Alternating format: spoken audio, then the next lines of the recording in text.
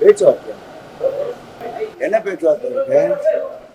2021 முதலமைச்சர் எதிர்கட்சிய தலைவர் இருக்கும்போது கொடுத்த வாக்குறுதி வாக்குறுதி கொடுக்கல. நீங்க எந்த பிரஸ் சரி எங்க கொடுத்தோம்? கொடுங்கன்றேன். ஏதாவது பீஸ்ஃபுல்லா போறதுக்காக கேள்வி கேளுங்க. அப்படிலாம் பத்திரிகையால் தான் நான் சந்திக்கிறேன், உங்களை சந்திக்கல. பத்திரிகையால் தான் சந்திக்கிறேன், உங்களை சந்திக்கல. அமைச்சர் சேகர்பாபு கொடுத்த ஒரு பிரஸ் மீட் பெரிய சர்ச்சையாக மாறி இருக்கு. இந்த தூய்மை பணியாளர்கள் போராட்டம் குறித்து அதை பேச்சுவார்த்தை நடத்தி முடிச்சுட்டு வெளியில் வரும்போது அமைச்சர் சேகர்பாபு பத்திரிகையாளர்களை சந்திக்கிறாரு. அப்போ பத்திரிகையாளர் தரப்புல இருந்து கேள்வி கேட்குறாங்க. அதாவது இந்த போராட்டத்தில் ஈடுபடுறவங்க வந்து தொடர்ச்சியாக என்ன சொல்லிக்கிட்டு வராங்க அப்படின்னா, தூய்மை பணியாளர்களை பணி நிரந்தரம் செய்கிறது தொடர்பாக நீங்கள் தேர்தல் வாக்குறுதியாக கொடுத்துருந்தீங்க, அதை ஃபாலோ பண்ணலை, அதை நீங்கள் நிறைவேற்றலை அப்படின்னு போராட்டத்தில் தொடர்ச்சியாக சொல்லிக்கிட்டு வராங்க அப்படிங்கிறத ஒரு பத்திரிகையாளர் கேள்வி கேட்குறாரு. இதுக்கு சிம்பிளாக என்ன பதில் சொல்ல முடியும்னா, ஒன்று நாங்கள் கொடுத்தோம், அதை நாங்கள் விரைவில் நிறைவேற்றுவோம் அப்படின்னு சொல்ல முடியும். இல்லையா நாங்கள் கொடுக்கவே இல்லை, அதெல்லாம் தவறான தகவல் அப்படின்னு சொல்ல முடியும். ஆனால் இதுக்கு பதிலாக அவர் என்ன பண்ணுறாருன்னா, கேள்வி கேட்குற பத்திரிகையாளர்கிட்ட எங்கே கொடுத்தோம் வாக்குறுதியா, கொடுங்க, வாக்குறுதியை காட்டுங்க, கொடுங்க கொடுங்க கொடுங்க அப்படின்றாரு. திருப்பி அவர் என்ன பண்ணுறாருன்னா, கேள்வி கேட்குற பத்திரிகையாளரை வந்து ஒரு மாதிரி அவரை வந்து சைலண்ட் பண்ணணும், அவர் கேள்வியே கேட்கக்கூடாது இனிமே அப்படின்னு சொல்லிட்டு கொடுங்க கொடுங்க கொடுங்க அப்படின்னு அவருடைய பாடி லாங்குவேஜ்லேயே ஒரு எவ்வளோ பெரிய அதிகாரம் மிக்க ஆள், என்கிட்ட வந்து நீங்கள் வந்து இந்த மாதிரிலாம் கேள்வி கேட்குறீங்களா, அந்த மாதிரியான ஒரு தோரணை வந்து அவருடைய பாடி லாங்குவேஜில் அந்த கொடுங்க கொடுங்க கொடுங்க முத கொடுங்க அப்படின்னு சொல்லும் போது தெரியுது. அதே மாதிரி என்ன சொல்றாருன்னா, பீஸ்ஃபுல்லா போகிறதுக்காக கேள்வி கேளுங்க அப்படிங்கிறார். உங்க இஷ்டத்துக்குலாம் கேட்காதீங்க. அது என்ன பீஸ்ஃபுல்லா போறது? போராடுறவங்க ஒரு கோரிக்கை வைக்கிறாங்க, அந்த போராடுறவங்க கோரிக்கையின் போது அவங்க என்ன சொல்றாங்க அப்படிங்கிறத பத்திரிகையாளர் கேள்வி கேட்குறாங்க. போராடுறவங்க சொல்றத பத்திரிகையாளர் கேட்கும்போது பீஸ்ஃபுல்லா போக கேள்வி கேளுங்கன்னா என்ன, பீஸ்ஃபுல்லா போக கேள்வி கேளுங்கன்னா என்ன கேட்கணும்? நீங்க என்ன பேசுனீங்க, நீங்க என்ன முடிவு எடுத்திருக்கீங்க அப்படின்னு அவர் என்ன நினைக்கிறாரோ, அவர் என்ன பதிலை சொல்ல நினைக்கிறாரோ அதுக்கு மட்டும்தான் கேள்வி கேட்கணும் அப்படின்னு அமைச்சர் நினைக்கிறாரா அப்படிங்கிற கேள்வி எழுது. பேட்டி கொடுக்கிறவர்கள் ஆட்சி அதிகாரத்தை சேர்ந்தவர்கள், அவங்க விரும்புகிற அவங்க நினைக்கிற கேள்வியை மட்டும்தான் பத்திரிகையாளர்கள் கேட்கணும் அப்படின்னு எதிர்பார்க்கிறது எந்த வகையில் சரியா இருக்கும்? போராட்டம் நடக்குது, ஒரு 8 நாளா ஒரு போராட்டம் நடக்குது, இன்னைக்கு 9வது நாளா போயிட்டு இருக்கு. இரவும் பகலுமாக அங்க இந்த ஒட்டுமொத்த சிட்டியையும் தூய்மையா வைத்திருக்கக்கூடிய, இந்த சிட்டியினுடைய மக்களுடைய பாதுகாப்பை உறுதி செய்யக்கூடிய மக்கள் அங்க போராடிக்கிட்டு இருக்காங்க, குடும்பத்தோட போராடிக்கிட்டு இருக்காங்க. அவங்க ஒரு கோரிக்கையை அந்த போராட்டத்தில் வைக்கிறாங்க. அதை கேட்கறது எப்படி பீஸ்ஃபுல்லான கேள்வி இல்லை அப்படின்னு திரு சேகர்பாபு அவர்களுக்கு தெரியுது. ஒரு ஆட்சியை விமர்சனம் செய்து அல்லது ஆட்சியில கேள்வி கேட்டு தான் பத்திரிகையாளர் கேட்பாங்க. ஆமானா ஆமான்னு சொல்லுங்க, இல்லைன்னா இல்லைன்னு சொல்லுங்க, அவ்வளவுதானே. இப்போ நம்ம வந்து அந்த தேர்தல் அறிக்கையில கொடுத்திருக்காங்களா இல்லையா அப்படிங்கிற அந்த விஷயத்துக்குள்ள போவோம். இதுக்கு அந்த போராடக்கூடிய மக்களே பதில் சொல்லியிருக்காங்க. ஸோ அந்த விஷயத்துக்குள்ள போவோம். திராவிட முன்னேற்ற கழகத்தினுடைய தேர்தல் அறிக்கையினுடைய 153வது வாக்குறுதி, அதுல என்ன சொல்லியிருக்காங்கன்னா, அறநிலையத்துறை, காகித ஆலைகள், கூட்டுறவு நூற்பாலைகள், தமிழ்நாடு குடிநீர் வடிகால் வாரியம், தமிழ்நாடு எய்ட்ஸ் கட்டுப்பாட்டு வாரியம், தமிழ்நாடு உள்ளாட்சி அமைப்புகள், உள்ளாட்சித்துறையில் மேல்நிலை குடிநீர் தொட்டிகள் பராமரிப்பு பணியாளர்கள், தமிழ்நாடு மின்சார வாரியத்தில் பணிபுரியும் ஒப்பந்த தொழிலாளர்கள் உள்ளிட்ட அரசு துறை மற்றும் அரசு கட்டுப்பாட்டில் உள்ள நிறுவனங்களில் தொடர்ந்து 10 ஆண்டுகளுக்கு மேல் பணிபுரிந்து வரும் அனைத்து ஒப்பந்த மற்றும் தற்காலிக பணியாளர்களையும் பணி நிரந்தரம் செய்வது குறித்து பரிசீலிக்கப்படும். ஸோ தமிழ்நாடு உள்ளாட்சி அமைப்புகள் அப்படின்னு குறிப்பிட்டிருக்கிறது, உள்ளாட்சி அமைப்புகளின் கீழே இயங்குகிற எல்லா விஷயங்களுக்கும் பொருந்தும் நினைக்கிறேன். ஸோ அந்த நிறுவனங்கள்ல அரசு துறையா இருக்கலாம் அல்லது அரசு கட்டுப்பாட்டில் உள்ள நிறுவனங்களா இருக்கலாம், இதுல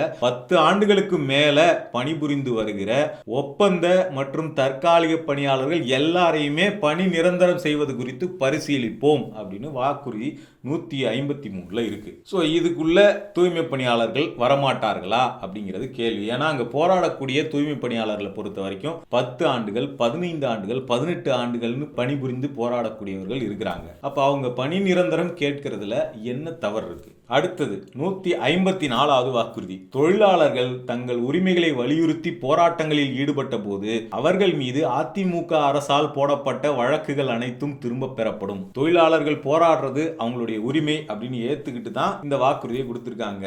அதிமுக அரசால் அவங்க மேல போடப்பட்ட எல்லா வழக்குகளும் திரும்ப பெறப்படும் கொடுத்திருக்காங்க. அப்ப தொழிலாளர்கள் போராடுறது அவங்களுடைய உரிமைன்னு ஏத்துக்கும் போது, இப்போ தூய்மை பணியாளர்கள் போராடும் போது அவங்க மீது நீங்க உடனடியாக கலைஞ்சு போடணும், காவல் காவல்துறையை வச்சு நடவடிக்கை எடுப்போம் அப்படின்னு மிரட்டுறதுங்கிறது எந்த வகையில சரியா இருக்கும்? அதிமுக ஆட்சியில வழக்கு போட்டா தப்புன்னா இப்போ காவல்துறையை வச்சு கலைஞ்சு போலன்னா நாங்கள் கடுமையான நடவடிக்கை எடுப்போம் அப்படின்னு நோட்டீஸ் கொடுத்து மிரட்டுறது அப்படிங்கிறது அது என்ன வகையான நடைமுறை? அப்போ அதிமுக ஆட்சியில் செஞ்சதுக்கும் இப்போ நீங்க செய்யறதுக்கும் என்ன வித்தியாசம்? சரி, அடுத்தது வாக்குறுதி 285. அதுல என்ன சொல்லியிருக்காங்கன்னா, ஊராட்சிகள், அரசு பள்ளிகள், அரசு மருத்துவமனைகள், அரசு மாணவர் விடுதிகள், நகராட்சி, மாநகராட்சி, பேரூராட்சிகள் ஆகியவற்றில் பணிபுரியும் தூய்மை பணியாளர்களின் பணி, ஊதியம், ஓய்வூதியம் போன்ற கோரிக்கைகள் உடனடியாக நிறைவேற்றப்படும்.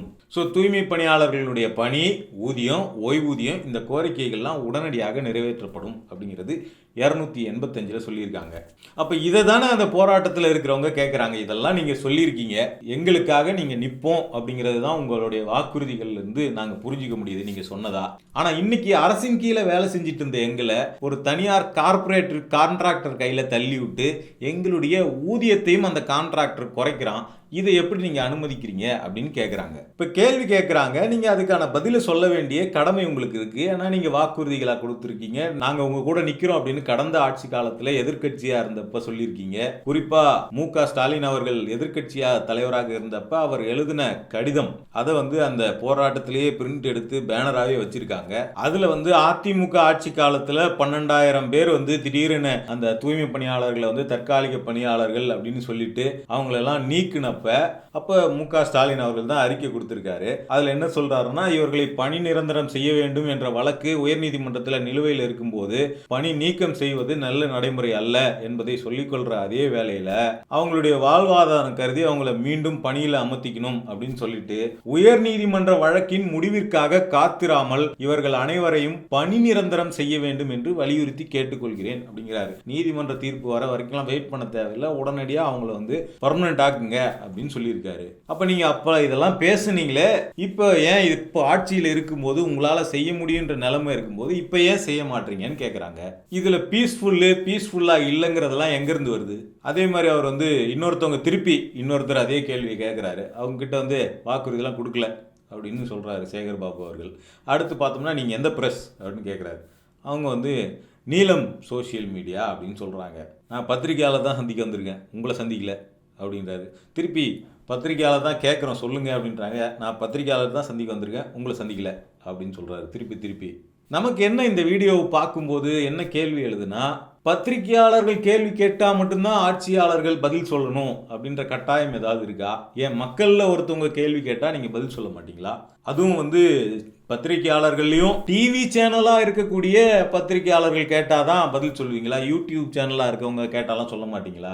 டிவி சேனலாக இருக்கக்கூடிய பத்திரிகையாளர்கள் மட்டும்தான் உங்களை ஓட்டு போட்டு அமைச்சராக ஆக்கியிருக்காங்களா? எங்கிருந்து இந்த மாதிரியான ஒரு தன்மை உங்ககிட்ட வருதுன்னு தெரியல. ஏற்கனவே பாஜகவினுடைய மாநில தலைவராக இருந்த அண்ணாமலை இதே மாதிரி வேலையை தான் அவருடைய பத்திரிகையாளர் சந்திப்புகளில் பண்ணிட்டு இருந்தார். யூடியூப்லாம் என்ன கேள்வி கேட்கக்கூடாது, யூடியூப்காரங்களுக்கெல்லாம் பதில் சொல்கிறதுக்காக நான் இல்லை, 40,000 ரூபா கொடுத்து கேமரா வாங்கிட்டு வந்துட்டு ஒரு மைக்கை தூக்கிட்டு வந்துட்டா நீங்களாம் பத்திரிகையாளர் ஆகிடுவீங்களா அப்படின்னு சொல்லிட்டு இன்னைக்கு இருக்கக்கூடிய டிஜிட்டல் மீடியா உலகத்தில் யூடியூப்லேருந்து வரக்கூடிய பத்திரிகையாளர்கள்லாம் பத்திரிகையாளரே கிடையாது, அவங்களுக்கெல்லாம் பதில் சொல்ல முடியாது அப்படிங்கிறத திருப்பி அண்ணாமலை சொல்லிட்டு இருந்தார். அதற்காகவே அவர் கடுமையாக விமர்சிக்கப்பட்டார். இன்னைக்கு அண்ணாமலையினுடைய அதே ஸ்டாண்டு தானே சேகர் பாபு நீங்களும் எடுக்கிறீங்க. அமைச்சராக இருந்துக்கிட்டு கேள்வியில உங்களை கொச்சைப்படுத்துற மாதிரி ஏதாவது பேசுறாங்களா, இல்ல அந்த விஷயத்துக்கு சம்பந்தம் இல்லாத கேள்வி ஏதாவது கேட்கறாங்களா? என்ன கேள்வி கேட்டாங்க, அதுக்கு ஆமா இல்லைன்னு பதில் சொல்லுங்க, அவ்வளவுதானே. அதுக்கு ஏன் நான் பத்திரிகையாளர்கிட்ட மட்டும்தான் பேச வந்திருக்கேன் அப்படின்னு சொல்றீங்க? அப்ப டிவி சேனல் மைக்கு Polimer TV, news Tamil, Sun news இப்படியெல்லாம் டிவி சேனல் மைக்கு வச்சிருக்கவங்க மட்டும்தான் பத்திரிகையாளர்களா? சரி, நீலம் குழுவை சேர்ந்தவங்களை நீங்க அந்த மாதிரி சொன்னீங்க. சரி, பத்திரிகையாளரே இன்னொரு பத்திரிகையாளர் கேள்வி கேட்டார்ல, அதுக்காவது நீங்க ஒழுங்கான பதில் சொன்னோம்ல, அவர்கிட்ட திருப்பி கொடுங்கன்னு தானே கேட்டுட்டு இருந்தீங்க.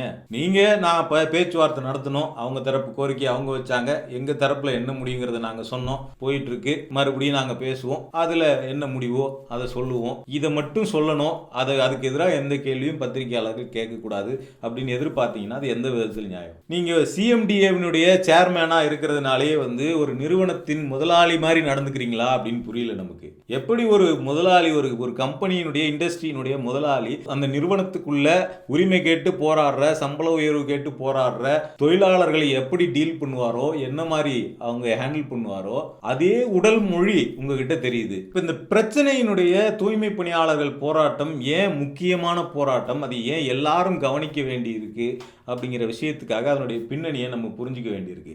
தூய்மை பணியாளர்கள் 1953 பேருடைய வாழ்க்கை அப்படிங்கிறது ஒரு கான்ட்ராக்டர் கையில் ஒப்படைக்கப்படுது. 31/7/2025 ஜூலை 31/2025 வரைக்கும் அவங்க மாநகராட்சியின் கீழே வேலை செஞ்சுக்கிட்டு இருக்காங்க.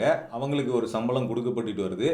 அந்த சம்பளம் அவங்க போராடி பெற்ற சம்பளமாக இருக்குது.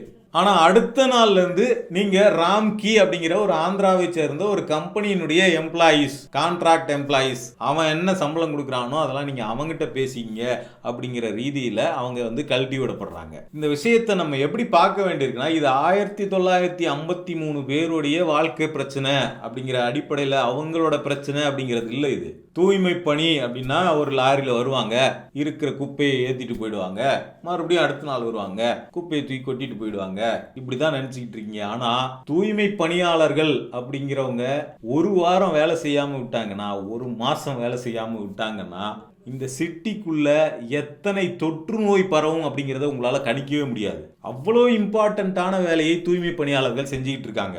இந்த சிட்டிக்குள்ள நின்றுக்கிட்டு ஒரு டீ கடையில் நின்றுக்கிட்டு நீங்க அமைதியா டீ குடிச்சிட்டு வரீங்க அப்படின்னா கூட அது ஒரு தூய்மை பணியாளர்களுடைய வேலை இல்லாம நீங்க ஒரு டீ கூட நிம்மதியா இந்த சிட்டிக்குள்ள குடிக்க முடியாது.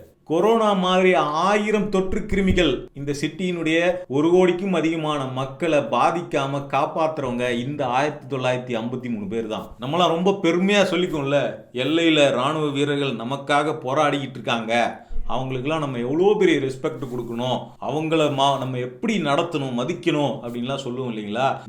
நம்ம நிம்மதியாக தூங்குறதுக்காக அவங்க எல்லையில் நின்று கஷ்டப்பட்டுக்கிட்டு இருக்காங்க அப்படின்னு. கிட்டத்தட்ட இராணுவத்தினர் என்ன வேலையை செய்கிறாங்களோ அந்த வேலையை தூய்மை பணியாளர்கள் ஊருக்குள்ள இருந்துக்கிட்டு செஞ்சுக்கிட்டு இருக்காங்க. நீங்களோ நானோ முகம் சுளிக்கக்கூடிய ஒரு குப்பை தொட்டியை கடந்து போகும்போது கூட மூக்க பிடிக்காம நம்மளால போக முடியுதா? ஒரு குப்பை தொட்டியை தூரத்தில் ரோட்டில் கடந்து போகும்போது மூக்க பிடிச்சி போற ஆனா நம்ம சந்தோஷமா இருக்கணும், நம்ம ஜாலியா இருக்கணும், நம்ம நிம்மதியா ரோட்ல போகணுங்கிறதுக்காக அதே மூக்கு தான் அவங்களுக்கு இருக்கு, அதே நாத்தம் தான் அவங்களுக்கு அடிக்குது. அதே மாதிரி அந்த குப்பையில் இருக்கக்கூடிய விஷயங்களை கையாலையும் அவங்க தோண்டி எடுக்கும்போது அவங்க உடம்பு முழுக்க அந்த குப்பை போடும். அந்த வேலைக்கு நடுவில் அவங்க இடையில போய் சாப்பிட்டுட்டு வேற வருவாங்க. நம்மெல்லாம் தொற்று நோயிலிருந்து தப்பிக்கிறதுக்காக ஆயிரக்கணக்கான கிருமிகள் உற்பத்தி ஆகக்கூடிய குப்பையை அவங்க ஹேண்டில் பண்ணிட்டு இருக்காங்க.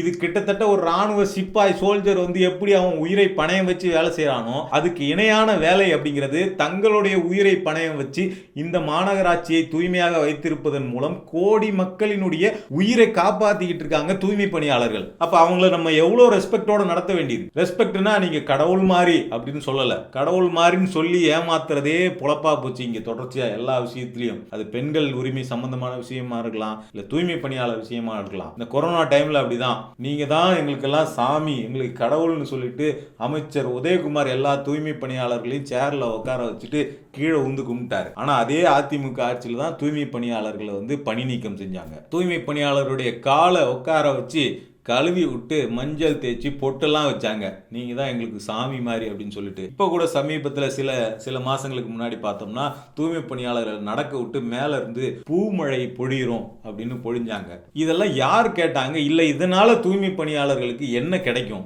அவங்களுக்கு வேண்டியதுங்கிறது அவங்களுடைய வாழ்வாதாரத்தை பாதுகாக்கிற விஷயம்தான், அவங்களுடைய உரிமை. ஒருத்தவங்களுக்கு சம்பளத்தை சரியா கொடுக்காம இல்ல அவங்களுக்கு சம்பளம் சரியா கிடைக்கிறத உறுதி செய்யாம நீங்க கடவுள் மாதிரி நீங்க தான் இந்த ஊரை காப்பாத்துறீங்க, நீங்க தான் எங்களுக்கு சாமி இப்படிலாம் சொல்றது மூலமா இங்க என்ன நடந்துற போகுது? அவங்களுடைய வாழ்க்கை அப்படிங்கிறது அப்படியே தானே கிடக்கு. இப்ப கூட சமீபத்துல மேயர் பார்த்தோம்னா அவங்க பேசும்போது சொன்னாங்க, எங்களுடைய முதலமைச்சர் வந்து தூய்மை பணியாளர்களோட சேர்ந்து டீ குடிச்சாரு, அவங்க கூட உட்காந்து சாப்பிட்டாரு, இந்த மாதிரி வேற எந்த முதலமைச்சராவது செஞ்சிருக்காங்களா அப்படின்னு சொல்லிட்டு கேட்டாங்க.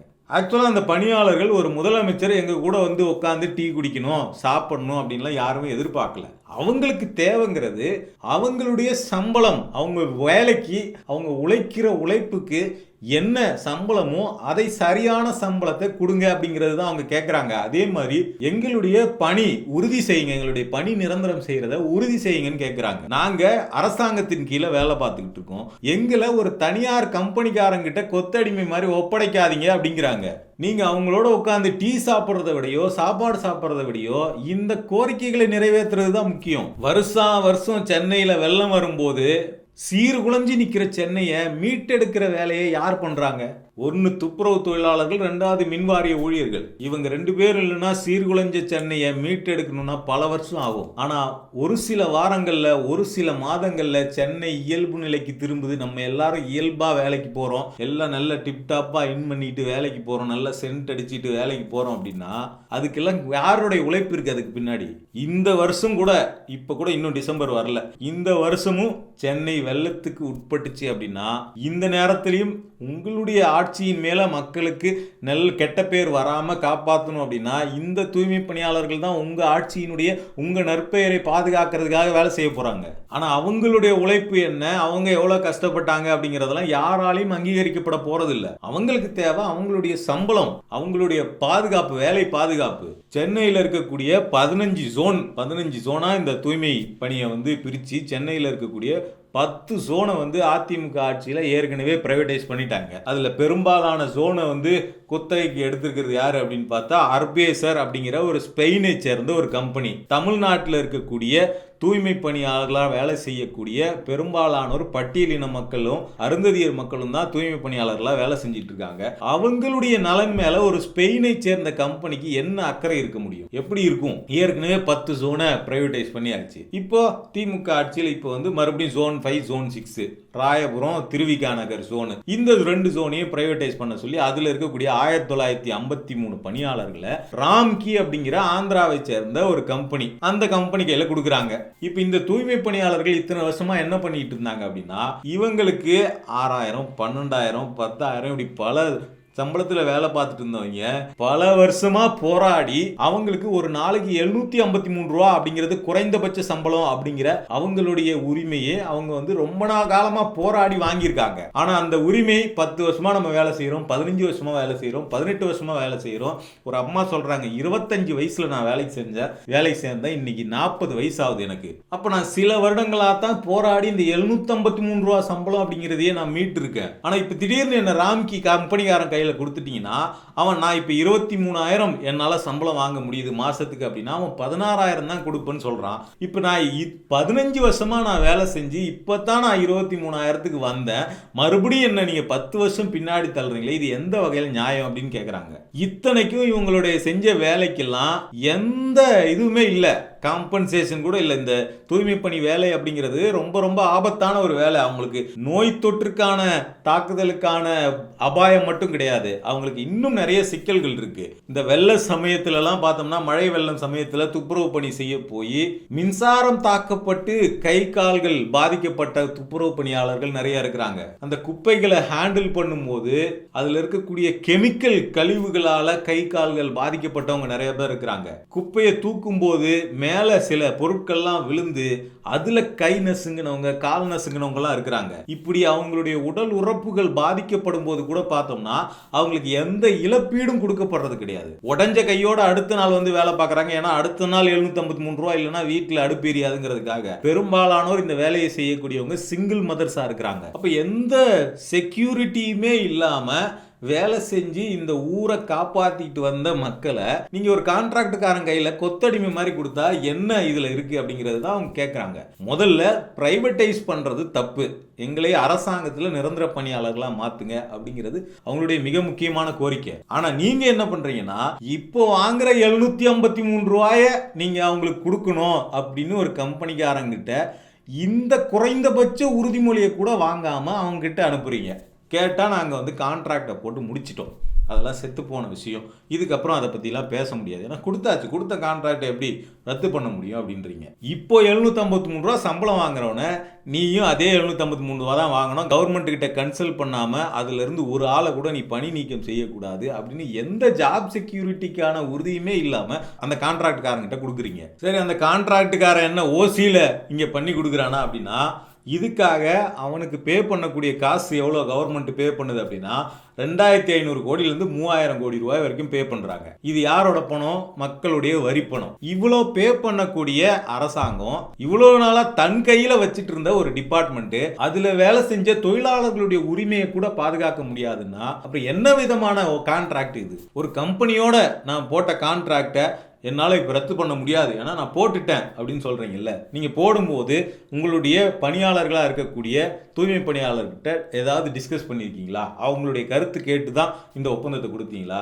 அப்படி அவங்க கிட்ட கேட்கல அப்படின்னா அவங்கள நீங்கள் பார்ட் ஆஃப் த ஒரு தொழிலாகவே மதிக்கலன்னு தானே அர்த்தம். சரி, அவங்க கிட்ட கேட்கல, நீங்கள் போட்டுட்டீங்க, அந்த ஒப்பந்தத்தை உங்களால் ரத்து பண்ண முடியாது அப்படின்னா ஏற்கனவே 10 வருஷத்துலேருந்து 18 வருஷம் வரைக்கும் உங்களுக்கு கீழே வேலை பார்த்துருக்காங்கல்ல, அந்த மக்களை மட்டும் எந்த இதுவுமே இல்லாமல் தூக்கி போட முடியுமா ஒரே நாள்ல? எந்த உறுதியுமே இல்லாம ஒரு கம்பெனிக்காரனுக்கு கொடுத்த வாக்குறுதியை உங்களால பின்னுக்கு எடுக்க முடியாது, ஏன்னா ஒப்பந்தம் போட்டாச்சு.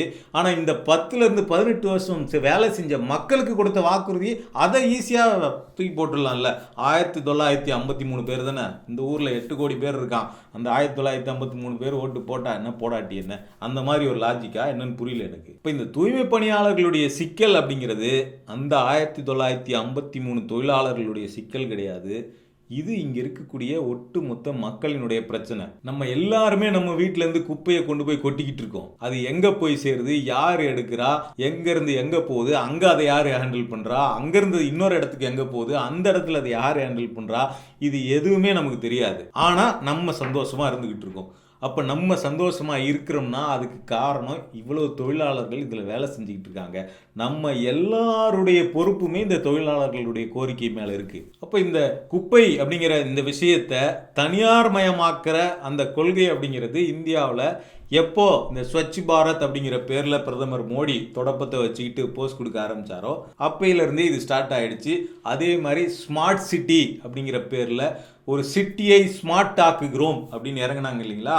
அப்போவே பார்த்தோம்னா ஒரு சிட்டிக்குள்ளே குப்பை அள்ளுறதை பிரைவேட் ஆக்குவோம், இதை பிரைவேட் பப்ளிக் பார்ட்னர்ஷிப்பாக மாற்றுவோம் அப்படிங்கிற விஷயத்தெல்லாம் அந்த ஸ்மார்ட் சிட்டிக்கு கீழே கொண்டு வந்துட்டாங்க. ஆனால் என்ன நடந்தது உண்மையிலே? சிட்டி ஸ்மார்ட் ஆக்குறோம், சிட்டியை ஸ்மார்ட் ஆக்குறோன்னு சொன்னாங்களே தவிர அதை ஸ்மார்ட் ஆக்குறதுக்காக வேலை செஞ்ச மக்களுடைய வாழ்க்கை ஸ்மார்ட் ஆச்சான்னு பார்த்தா அது இருக்கிறதுக்கு பின்னாடி தான் போயிட்டு இருக்கு. இப்போ இயல்பாக இங்கே என்ன கேள்வி எழுதுனா, பாஜக அரசாங்கத்தினுடைய கொள்கைகளை நாங்கள் எதிர்க்கிறோம், அந்த கொள்கையை எதிர்க்கிறோம், இந்த கொள்கையை எதிர்க்கிறோம்னு எல்லாத்தையும் எதிர்க்கிறோம் அப்படின்னு சொல்லக்கூடிய அரசாங்கம் தமிழ்நாடு அரசு இந்த தூய்மை பணியாளர் விஷயத்தில் இல்லை குப்பை மேனேஜ்மெண்ட், சாலிட் வேஸ்ட் மேனேஜ்மெண்ட் அப்படிங்கிறத பிரைவேட்டைஸ் ஆக்குற இந்த விஷயத்தில் மட்டும் அந்த கொள்கையை அப்படியே எடுத்துக்கிறது என்ன வகையான ஒரு அரசியல் அப்படிங்கிற கேள்விகளை தான் செய்யுது. அதே மாதிரி அதிமுக 10 ஜோன் ஆக்குனாங்க, நாங்கள் 2 ஜோன் இப்போ தான் ஆக்கியிருக்கோம், அவங்கள கேள்வி கேளுங்க அப்படிங்கிற மாதிரி ரெஸ்பான்சிபிலிட்டியை ஏற்கனவே ஆண்ட கட்சி மேலே தூக்கி போடுறது அப்படிங்கிறது, அவங்க அப்படி பண்ணாங்க நாங்கள் கொஞ்சம் கம்மியாக தானே பண்ணிகிட்டு இருக்கோங்கிறதும் அதுவும் என்ன மாதிரியான ஒரு உரையாடல் அப்படின்னு தெரியல. அவங்க பண்ணது தப்பு அப்படின்னு நீங்கள் அப்போ இருக்கும்போது சொல்லியிருக்கீங்கன்னா அப்போ நீங்கள் அதே தப்பு தானே இப்போ பண்ணுறீங்க. இப்போ தூய்மை பணியாளர்களினுடைய அந்த பணி பாதுகாப்பு அப்படிங்கிறது உறுதி செய்யப்படணும் அப்படிங்கிறது ரொம்ப ரொம்ப முக்கியமான ஒரு கோரிக்கை. எப்படி இராணுவத்துக்கோ காவல்துறைக்கோ நீங்கள் கான்ட்ராக்டாக வேலைக்கு ஆளை எடுக்க முடியாதோ, அப்படி எடுத்தால் எப்படி அது நாட்டினுடைய நலனுக்கு நல்லது இல்லையோ, அதே மாதிரி தான் இந்த நாட்டை காப்பாற்றுற மக்களை காப்பாற்றுற வேலையை செய்கிறவங்க தூய்மை பணியாளர், அவங்கள மட்டும் கான்ட்ராக்டாக எடுப்போம் அப்படிங்கிறது என்ன வகையான லாஜிக்? தூய்மை பணியாளர்களுக்கு நீங்கள் ஒன்றுமே செய்ய வேணாம். முதல்ல தூய்மை பணியாளராக வேலை செய்யக்கூடிய மக்கள் இருக்காங்கல்ல, அவங்களுடைய சுயமரியாதையை காப்பாற்றுங்க, அவங்களுடைய வாழ்வாதாரத்தை காப்பாற்றுங்க.